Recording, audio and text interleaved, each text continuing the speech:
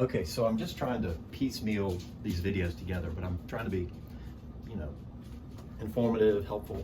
So they're going to be a little patchy, but anyway, I've got my canvas, and again, this is a watercolor canvas, and I bought it at Hobby Lobby.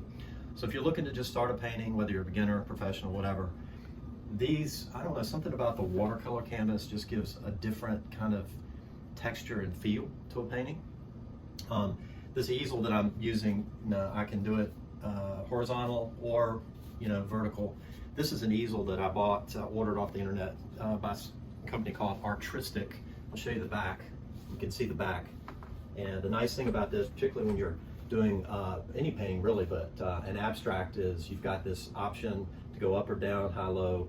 You can do angles. So if you're doing drips and pours or just anything to be more creative, flipping your canvas upside down can, you know, really create kind of an interesting scenario.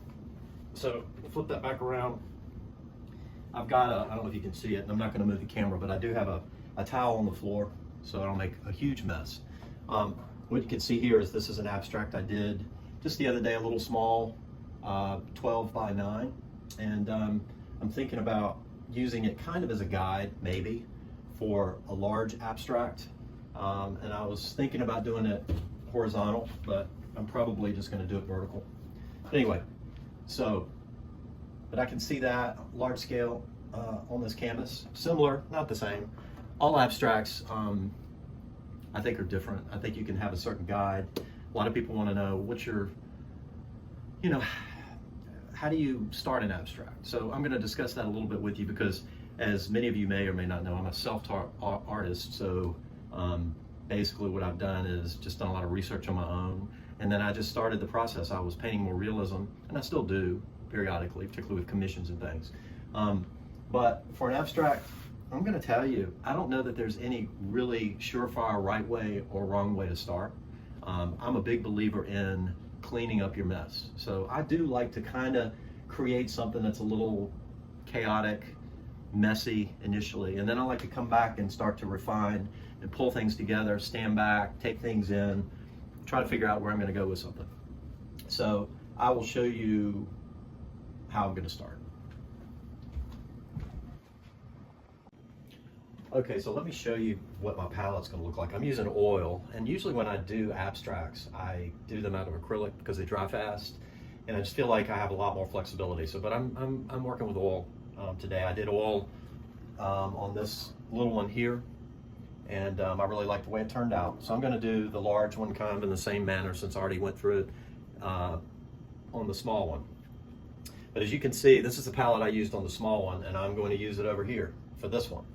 And it looks a little messy, which is fine, but it'll work. And I keep my oils a lot of times in these Masterson kind of, these are mainly for acrylics, but you put like a wet pad underneath this on a piece of paper. I have a piece of kind of acrylic plexiglass that my oils are on, just to, I don't know, easy to throw away if I need to down the road. But anyway, a lot of times I use glass palettes, but this is a plexiglass acrylic palette, whatever, that was actually a cover of on a frame that I had. So anyway, this is what I'm using. And again, it doesn't look all neat and tidy because I'm gonna make a mess and then I'm gonna clean it up, kinda. But I find that when I, you know, want to keep this from drying up, I can put it in the freezer, but I put the top on it and it seals. And then I put it in the freezer, not for acrylics, but only for oils. When they stay cold, they stay fresher longer. The other thing I wanted to show you is, before I work with oils, I try to wear these black nitrile gloves. I ordered these from Amazon. I think they're about $11 or $12 a box. They last a good while. And anyway, because oils, there can be some chemicals and stuff in oils that can leach into your skin, and I'm all about safety. So before I do anything working with oils, I try to wear at least one on one hand that I know I might get a little messy, but I'm gonna wear them on both today just to show you. Anyway, so here's my hands. The other thing I do is I've got some what's called Gamsol, and I use this as a solvent to clean my brushes and stuff, but it's also a great thinner. Doesn't have any odor, it's odorless. Again, I don't want it all over my hands because it's probably got chemicals and stuff in it. It's not something you want to be drinking or, you know, Anyway, so don't put it in a regular glass, because if you're drinking coffee or something, I've known people that will pick it up and drink it by accident or sip it by accident. Anyway, so I'm using Gamsol as a thinner, and I just put it in a little jar here that I can dip my brushes in, and then I put it on the canvas. It helps thin the paint. It'll also help it dry much faster, particularly for under layers or first layers of oil. But I love oils. I love the properties that you get from oil, and there are just some things that you can get from oil that are really difficult when it comes to painting with acrylics. I've been able to simulate oil quality pretty closely with acrylics, but there's something about the buttery, creamy texture of oil, and just the way it shines in light and reflects light. I don't know, I just love how it looks. So, but I also love acrylics, don't get me wrong.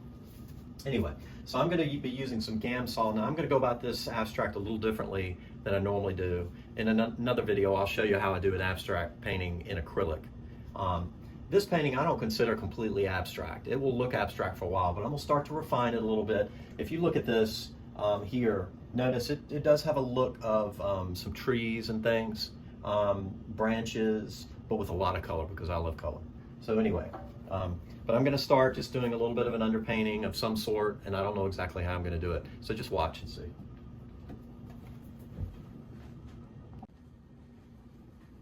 Okay, so the first thing I'm going to do is, look, this is a simple, cheap brush, okay?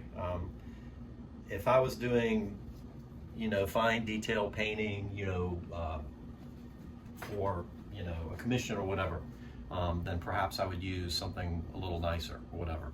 But again, I'm kind of creating a mess, or at least it'll look that way for a while. But then after that, I'm gonna refine and clean it up. Look, this still looks a little bit messy to me, but I like that. But it's colorful, and it makes your eye, it kind of, well, in my opinion anyway, it stops you, and it makes you kind of scratch your head, but I feel like the colors and everything compel you. So that's what I want to create here for this abstract. And I don't know exactly what it's going to look like, but we're going to find out. So first thing I'm going to do is I'm going to dip my brush in some Gamsol just to get a little wet. And then I'm going to come in here, and I've got some, looks like Indian yellow that I'm just going to I'm going to do like a little bit of a wash on here. So let's see how that looks. Again, this is not, there's no right or wrong to this. So I'm just going to kind of play with this a little bit. I'm going to add a little more Gamsol, and I'm going to spread it around. Again, I'm not looking at any particular, I'm not looking at any photos. I'm not trying to, copy anything really. I mean, I'm looking at that as a reference. But if you have trouble, if you're trying to create an abstract and you have trouble figuring out how to start or what to do or what to paint or how to conceptualize it, trust your instincts a little bit. I love the intuitive process with this. And if you already paint, or you already do paint, you paint realism or whatever, that's great. It's a great place to start. That's where I started. As an artist, I always wanted to feel like I could paint something that looked real, that didn't look fake, that didn't look contrived. The other thing I do like about this easel is I can easily turn it. But again, I'm using, this brush is not very big, but it's big enough just to spread around some of the paint. So I'm just going to kind of do my thing, and not to bore you with this, but I'll probably, fast track this particular video when I go into edit. So a little bit more Gamsol, spread it out.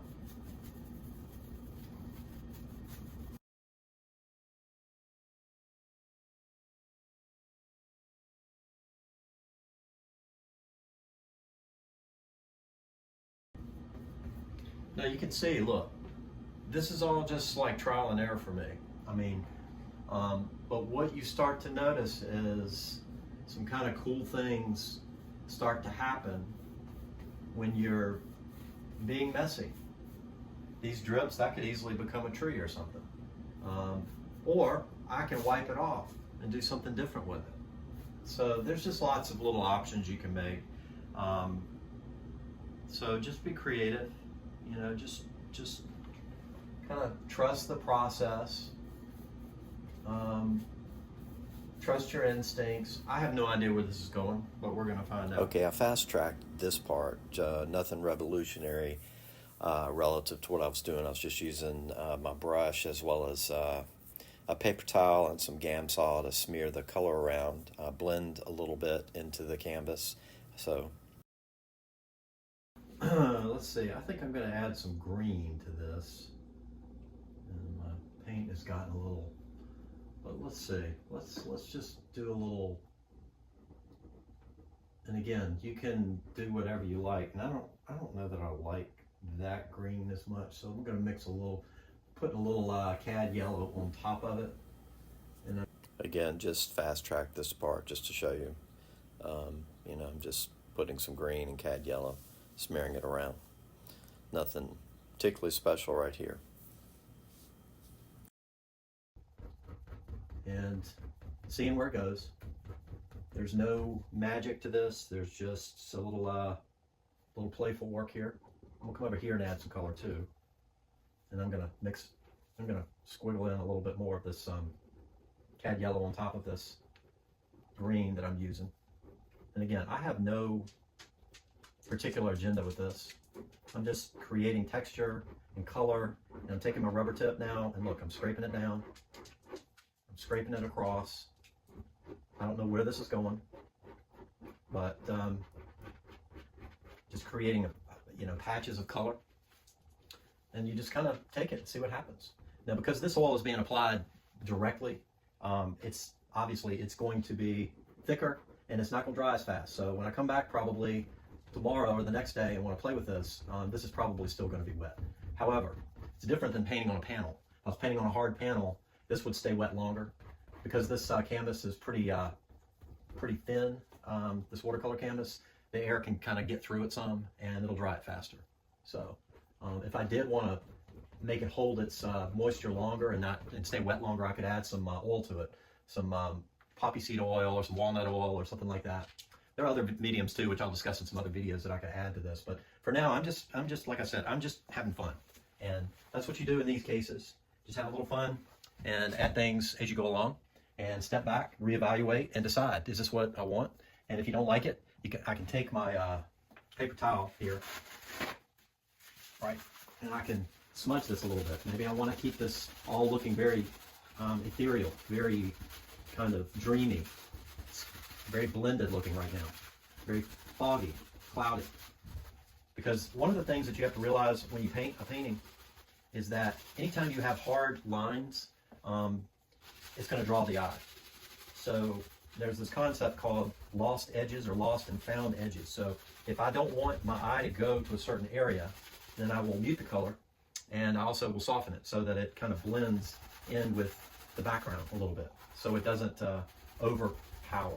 So anytime you have hard lines, your eye kind of those really pop forward. And as you all know, or should know at this point, or if you don't, with the painting, the brighter, sharper images are more in focus usually when they're forward in the painting, unless you're trying to draw the attention to the background. Those would be more focused, and these could be out of focus. Or, more bluer, cooler colors in the background make things regress. Darker, brighter colors, warmer colors usually draw the eye forward in the painting. So it's a way to kind of have a progression of background in a landscape, things like that. So. Okay, so in case you didn't notice, I fast-tracked that last part. That's why I sound a little speedy when I'm talking. I don't normally talk that quickly. Here I just fast-tracked this part so you can see what I was doing. I'm just doing some drips and stuff, adding Gamsol to the paint, letting it drip and turning it around.